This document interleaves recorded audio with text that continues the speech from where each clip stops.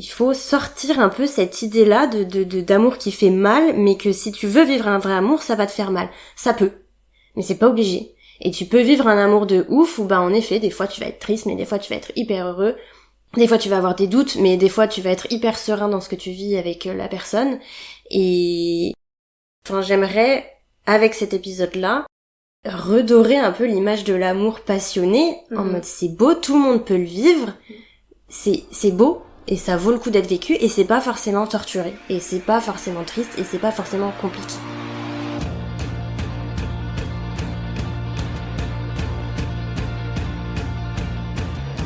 Amoureusement vôtre, épisode 18, l'amour ouf.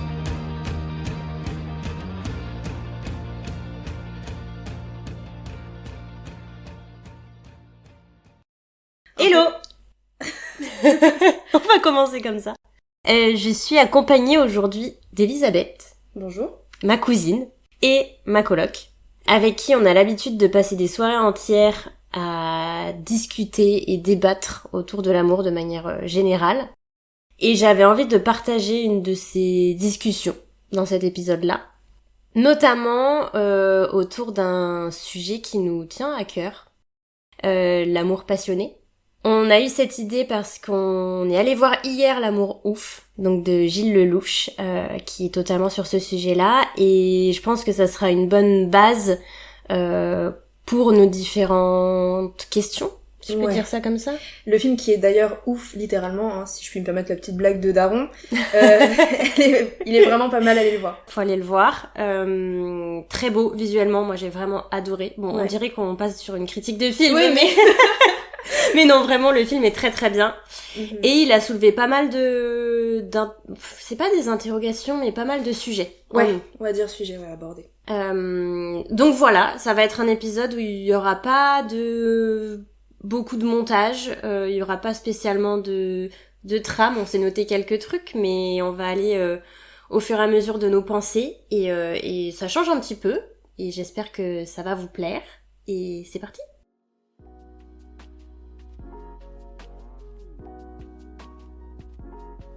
On va commencer avec une question. Ouais. Pour toi, c'est quoi l'amour ouf ? L'amour ouf, donc c'est l'amour passionné, quoi. Le premier amour, c'est lié un petit peu à tout ce qui est... à l'amour jeune, quoi.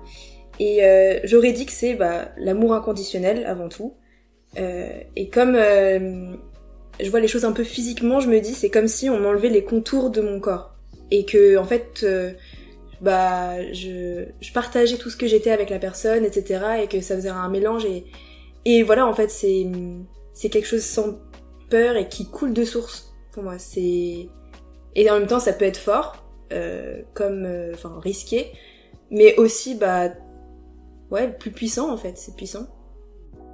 C'est drôle parce que t'as direct lié ça avec le premier amour. Ouais.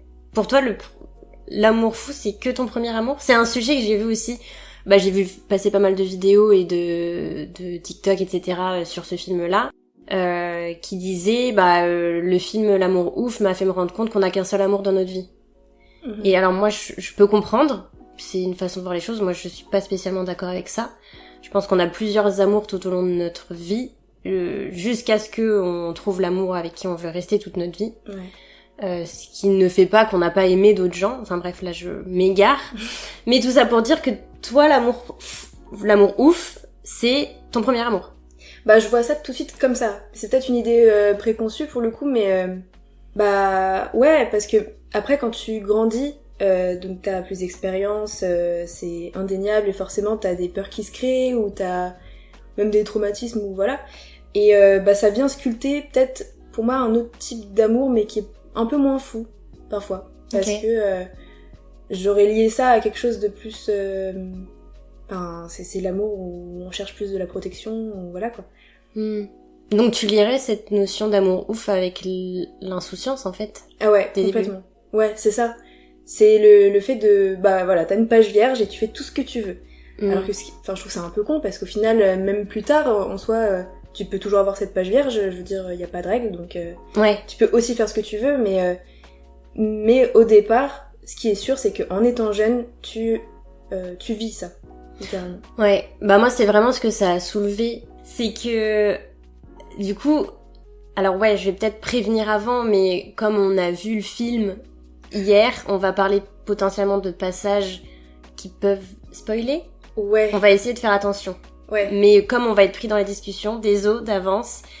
Donc tu suis la relation d'amour entre Clotaire et je me souviens plus comment elle s'appelle. Jackie. Et Jackie. Super ma mémoire, on l'a vu hier soir. Donc tu suis la relation d'amour entre Clotaire et Jackie de la jeunesse à la vie d'adulte. Et au début, t'as toute cette partie, alors je sais pas si c'est au collège ou au lycée, mais vraiment dans ce moment-là de la vie, où surtout Clotaire va faire plein d'actions très romantiques. Notamment, ça je pense que ça spoil pas grand-chose, mais faire une cassette avec les chansons qui lui font penser à elle. Et donc plein de gens, encore une fois, j'ai vu des retours sur les réseaux, etc., disent moi aussi je veux mon Clotaire, moi aussi je veux qu'on me fasse ci, qu'on me fasse telle preuve d'amour, etc. Et en fait, ça revient à ce que tu disais, c'est que c'est des choses qu'on a tous fait quand on était jeunes. Enfin, je pense que on a presque tous fait une playlist en pensant à la personne avec qui on était, enfin de qui on était amoureux. On a tous écrit des petits mots, on a tous, je sais pas, accueilli une petite fleur quelque part qui nous a fait penser à la personne. On a tous, quand on était jeunes, je pense, fait des actions comme ça, qui sont en rien un truc incroyable, hein. Et c'est des choses, en effet, qu'on fait plus trop à notre âge. En tout cas, ouais, je le vois, là, moi, à la trentaine, que tu fais plus trop ça. Tu vas plus trop faire une surprise. Je sais pas, acheter, en référence au film, 30 000 fois le paquet de bonbons que la personne aime, pour t'assurer qu'il va jamais en manquer. Tu vas plus écrire de lettres, tu vas plus faire de choses un peu surprenantes comme ça.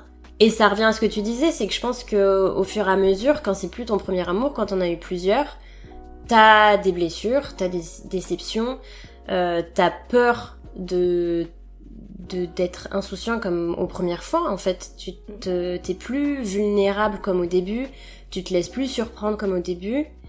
Et c'est un peu ça, moi, que ça a soulevé, pas tant le film, mais les retours à ce niveau-là que j'ai vu sur le film, de me dire mais on n'est pas censé être triste, enfin on n'est pas censé se dire moi aussi je veux qu'on me fasse ça, c'est censé être le cas.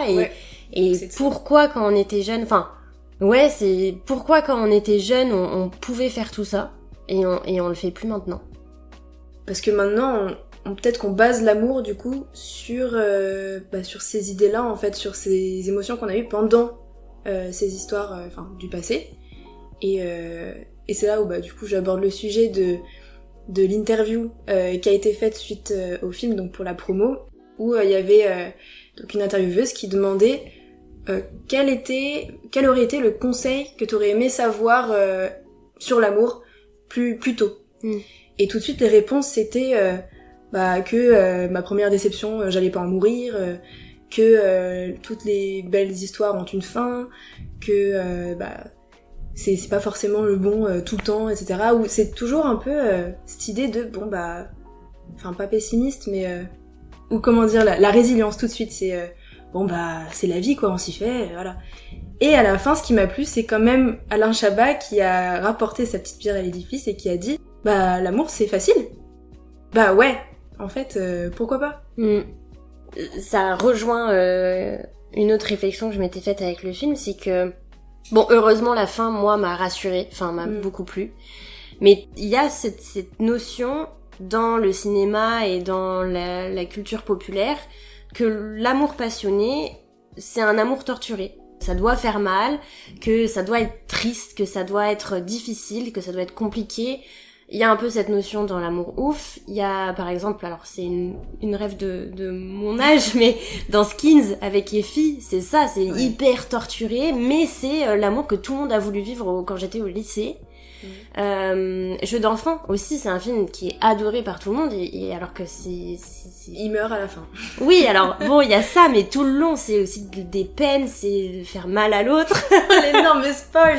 Je pense que les gens l'ont vu. J'espère, excusez-moi.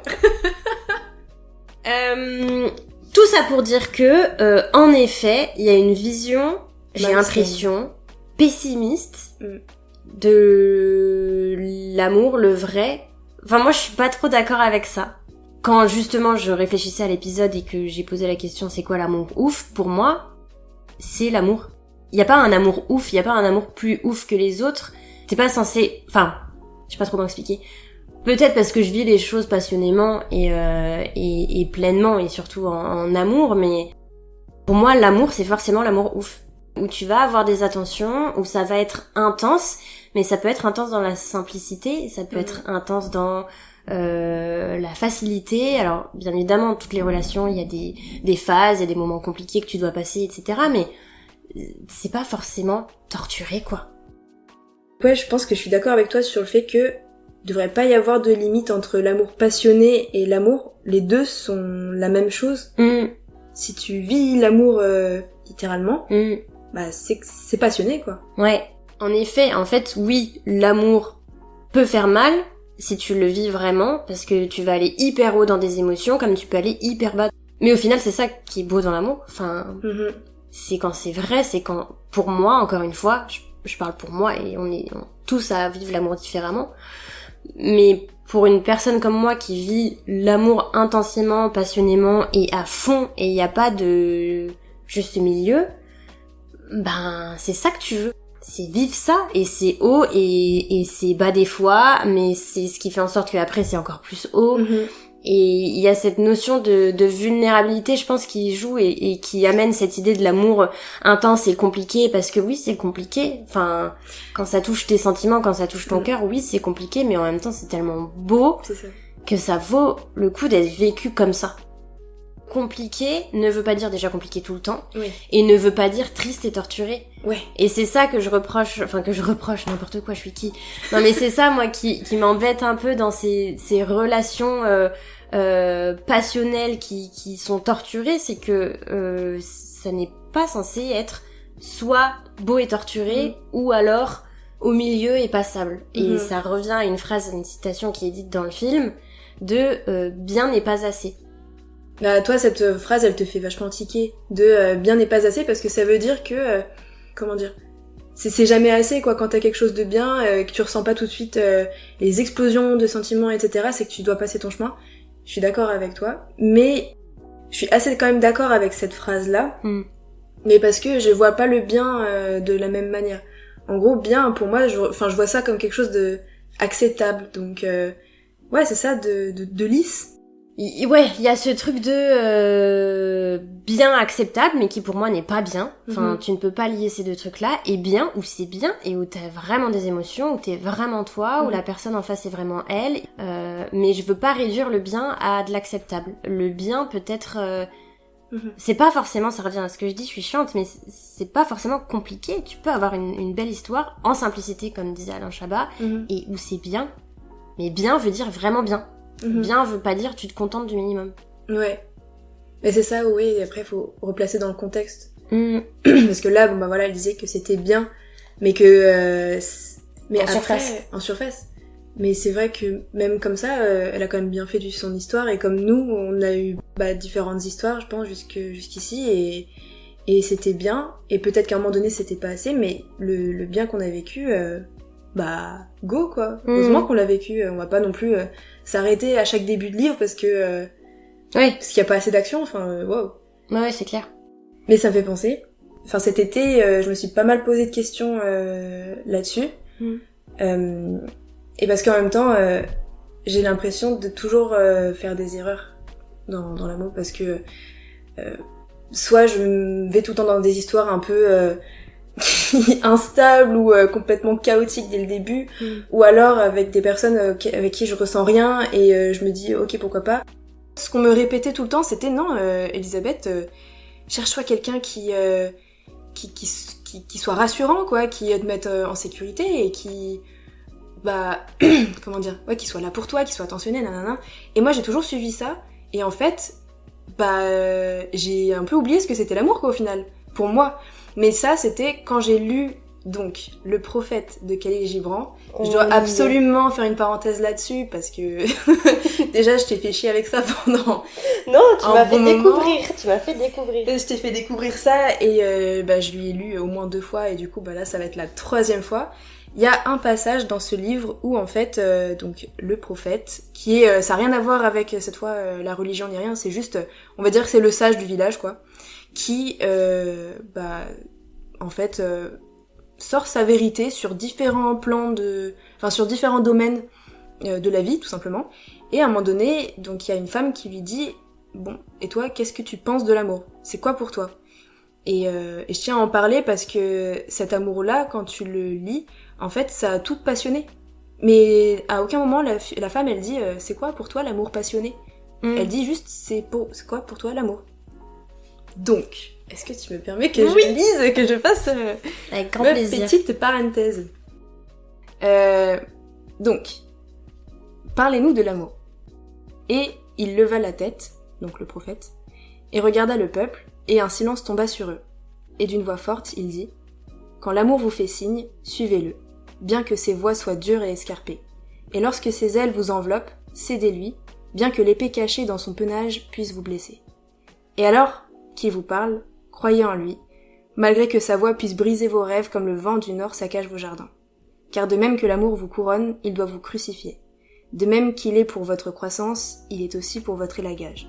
De même qu'il s'élève à votre hauteur et caresse vos branches les plus légères qui tremblent dans le soleil, ainsi pénétrera-t-il jusqu'à vos racines et les secouera dans leur attachement à la terre.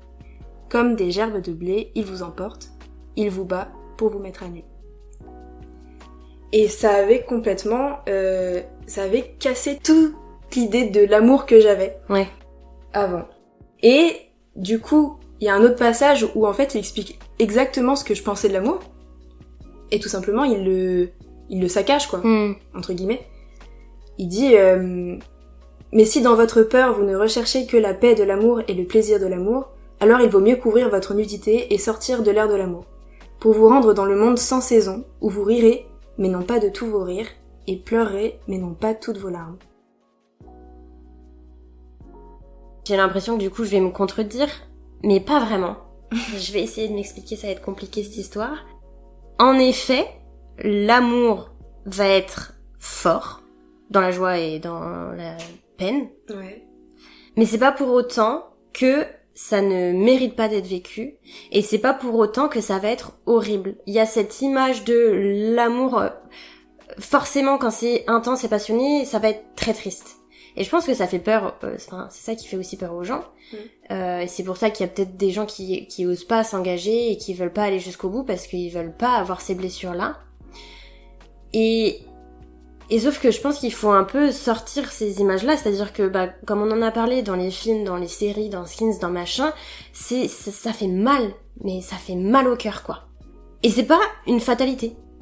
Et il faut pas, je suis personne pour donner des conseils, hein, mais je pense que il faut sortir un peu cette idée-là d'amour qui fait mal, mais que si tu veux vivre un vrai amour, ça va te faire mal. Ça peut, mais c'est pas obligé. Et tu peux vivre un amour de ouf où en effet, des fois tu vas être triste, mais des fois tu vas être hyper heureux. Des fois tu vas avoir des doutes, mais des fois tu vas être hyper serein dans ce que tu vis avec la personne. Et je suis partie dans tous les sens, mais il y a, j'aimerais, avec cet épisode-là, redorer un peu l'image de l'amour passionné, en mode c'est beau, tout le monde peut le vivre, c'est beau, et ça vaut le coup d'être vécu, et c'est pas forcément torturé, et c'est pas forcément triste, et c'est pas forcément compliqué. Je suis partie dans tous les sens, mais au moins, en fait je me dis que dans tous mes épisodes, pour info, parce que je pense que j'en ai jamais vraiment parlé, mais je les écris. Parce que mes mots, ils vont trop vite dans ma tête, et ils sortent pas dans le bon sens ensuite quand je parle.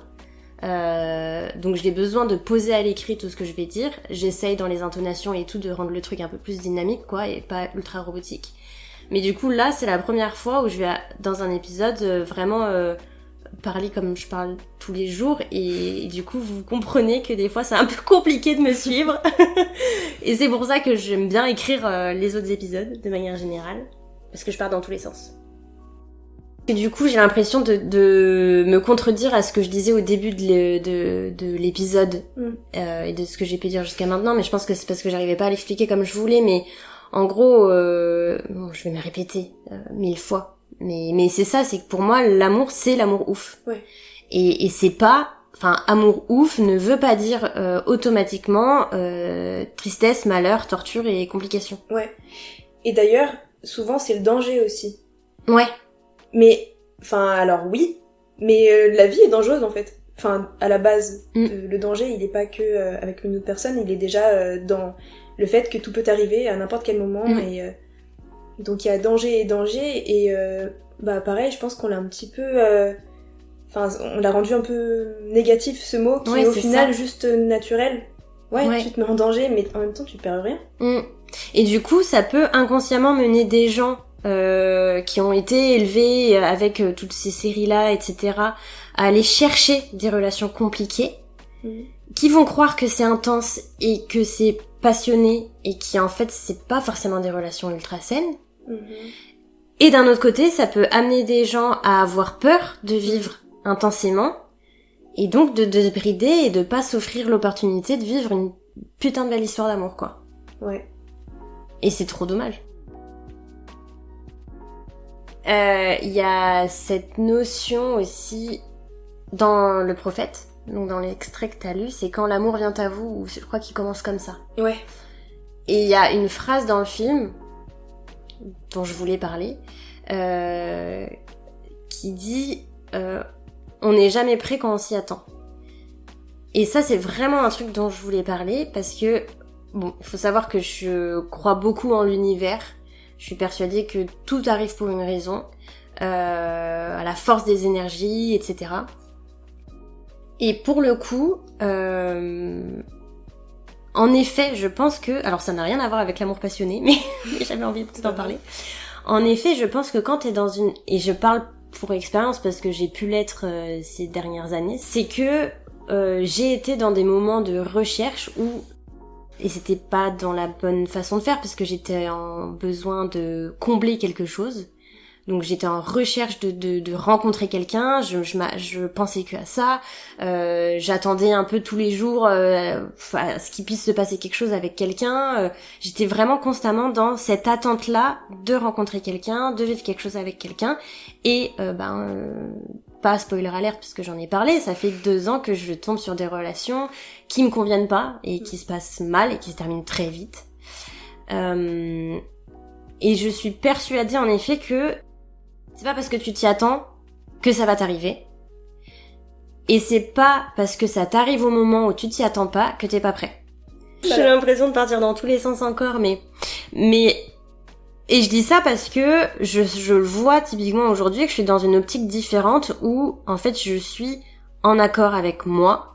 J'adore ma vie. Je l'ai dit plein de fois dans les récents épisodes, mais j'ai plus besoin de combler quoi que ce soit. Donc je suis plus en attente constante et dans la recherche. Et je pense que c'est dans un moment comme ça où t'es peut-être plus apte à accepter en fait que quelque chose te tombe dessus. Il faut pas en faire une règle, et je dis pas que c'est que quand t'es bien que tu peux être bien en amour. Je pense que tu peux, grâce à quelqu'un que tu vas rencontrer, être bien en amour et du coup apprendre à être bien dans ta vie avec toi. Enfin, je pense que ce travail sur soi-même, il peut se faire et avec quelqu'un et tout seul. Mais là, je pars sur un tout autre sujet. Tout ce que je voulais dire, c'est que en effet, il y a cette notion de quand l'amour vient à toi, et je voulais un peu te déculpabiliser dans le sens où des fois tu vas être face à une personne où sur le papier tout est fait pour que ça marche et ça ne marche pas, t'as pas de sentiments qui viennent, faut pas s'en vouloir en fait. Et c'est que c'était pas cette personne-là, ça sera quelqu'un d'autre, et il faut pas, c'est ça, faut pas culpabiliser, c'est que l'amour tu le choisis pas, quand il te tombe dessus, et même si t'aimerais que ça se passe avec quelqu'un, c'est pas toi qui choisis, et quand ça te tombe dessus, faut l'accepter, je pense, même si ça peut faire peur. Cette phrase, elle est quand même incroyable. Ouais, on n'est jamais prêt quand on s'y attend. Parce que on a tendance à l'entendre de l'autre sens, non? C'est-à-dire? Ça arrivera quand on s'y attend le moins, et du coup, tu sais, tu fais genre, tu t'attends au moins, alors que tu t'attends à rien, et du coup, genre je sais pas comment expliquer. Mais je la trouve plus vraie, cette phrase-là. Parce que tu dis, quand tu t'attends à rien, fais pas genre, en vrai, dans la rue, tu regardes un petit peu autour, au bar. Non, bien sûr, mais bien sûr, tu peux pas dire je m'en fous, quand ton but entre guillemets, tes buts, quand tu veux rencontrer quelqu'un, tu peux pas te dire allez, maintenant j'y pense plus jamais. Bien évidemment, t'y penses, mais t'es plus dans ce besoin en fait. Ouais. T'es plus dans l'attente. En fait, c'est ça, c'est que quand il y a de l'attente, il y a des enjeux, il y a potentiellement de la déception, alors que quand tu te laisses surprendre par ce qui peut t'arriver, t'as moins cette pression-là, t'as moins ces enjeux-là, t'as plus de place aux possibilités, en fait. Il y a un dernier thème que je trouve important là-dedans, et qui a été abordé dans le film, je trouve, d'une manière très subtile et très vraie, c'est le timing. Et ça aussi, en fait, donc dans l'amour passionné, tout doit aller rapidement, tout... Enfin... Ouais, c'est ça, c'est fou, c'est intense tout de suite. C'est ça. Mais, dans le film, je trouve qu'il aborde ça de manière un peu plus réaliste. Et voilà. Je vous conseille d'aller le voir, parce que rien que pour ça, c'est hyper enrichissant et... Il y a une notion d'espoir qui va aussi avec cette idée-là de timing. Ouais. J'ai l'impression qu'on parle en codé, mais parce qu'on veut pas vous spoiler. mais il y a cette notion de... Tu vas y croire. Ouais. Ou tu vas pas y croire. Ouais. Et si t'y crois, c'est toute une autre histoire qui s'écrit, en fait. Du coup, j'aimerais terminer cet épisode en disant... juste croyez-y. Vraiment, n'ayez pas peur de l'amour passionné, au contraire, cherchez l'amour passionné, parce que, encore une fois, au risque de me répéter pour la millième fois, l'amour passionné n'est pas forcément l'amour qui fait mal. Au contraire, je pense que c'est ce qu'on recherche tous en amour, c'est de vivre des vraies choses, de vivre des choses fortes, et tout le monde en est capable, et ça peut arriver à tout le monde. Donc, n'ayez pas peur de vivre... intensément, passionnément, et pour revenir un peu au sujet de l'amour de jeunesse, etc. Moi, c'est un truc que j'aimerais bien dire, c'est venez, peu importe notre âge, on se remet dans la peau d'une ado ou d'un ado de 15 ans et de son premier amour quand on va rencontrer quelqu'un. C'est cette sensibilité-là, c'est cette innocence-là, c'est cette passion et cette fougue-là que je pense qu'on perd au fur et à mesure du temps, et c'est trop dommage. Genre, n'ayez pas peur de vivre l'amour comme des ados, quoi. Parce que ça fait du bien. Bah ouais. Voilà. Bah ouais. Bah merci. Bah merci à toi. Je me rends pas vraiment compte si c'était assez clair ou pas, si on est parti dans tous les sens, si c'était intéressant ou non. Mais j'avais envie de tester ce format-là. J'espère vraiment que ça t'a plu. Je te donne rendez-vous dans 2 semaines pour le prochain épisode et comme d'habitude, d'ici là, prends soin de toi. Amoureusement vôtre.